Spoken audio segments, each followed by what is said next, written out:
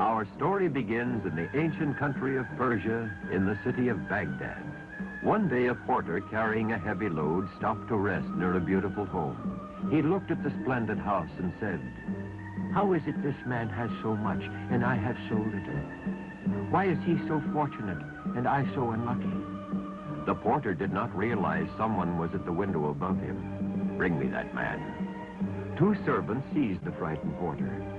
"But I didn't mean any harm. Please, where do you take me?" "To the greatest sailor of all time, Sinbad. He would speak with you." So the poor porter was brought before the owner of this fine house, Sinbad the sailor. "Spare me, O master." Do not be afraid, my friend. I heard your remarks as you rested, and I would like to tell you a story. A tale you will never forget. Please be my guest and feast with me while I tell you of my adventures. As a young boy, I was very poor, but I was determined to search for my fortune. I decided on a sailor's life and signed on as a deckhand on the Golden Fleece. She was the most beautiful and fastest ship that ever outraced a pirate craft. I sailed for many years, learning the business of shipping and trading, waiting for the day when I would own my own boat. One day, we were caught in a typhoon and blown far off our course.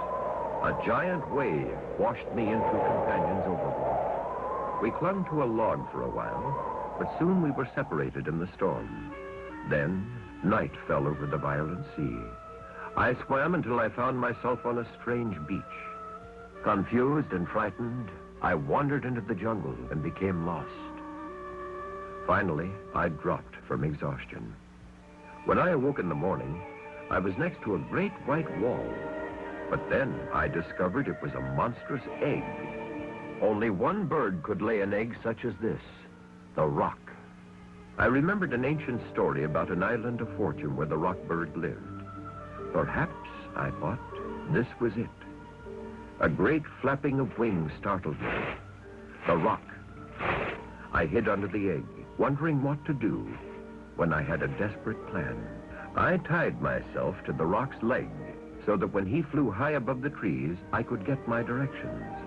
As we went higher and higher, I could see a river leading out to the ocean. Finally, the great bird landed in a cave high on a mountain. A strange light came from within.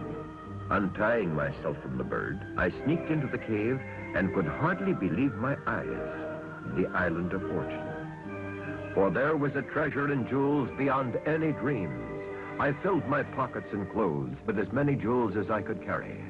When the rock had gone, I sneaked out of the cave and down the mountain. I constructed a log raft and let the river carry me towards the sea. Suddenly, I was no longer moving. The raft had stopped. Then I saw why. A monster 20 feet tall had grabbed the raft and was lifting me up in the air. He had one huge eye, large ears, and an ugly mouth. The hideous creature paralyzed me with fear, for I expected to be killed at any moment. The beast took me to his nearby cave and dropped me into a cage, and I saw what my fate was to be. There, tied to stakes, were my two shipmates. The monster was going to cook and eat them. I couldn't see any way of escape. My only hope was to distract the giant somehow. Then I thought of the jewels. While the beast gathered wood for our barbecue, I fashioned a string of dazzling gems. When he returned, I dangled them to attract his attention. The flashing almost hypnotized the monster. He opened the cage door and grabbed the tantalizing jewels while I slipped out. Quickly, I freed my friends, and we ran for the river in my raft. The eye of the creature was only interested in the sparkling toy, which he had now placed about his neck. But we didn't know how long that would be. Just as we reached the ocean, we heard the roaring of the monster as it came crashing through the jungle, looking for his runaway dinner. He saw us and started wading out faster than we could push away.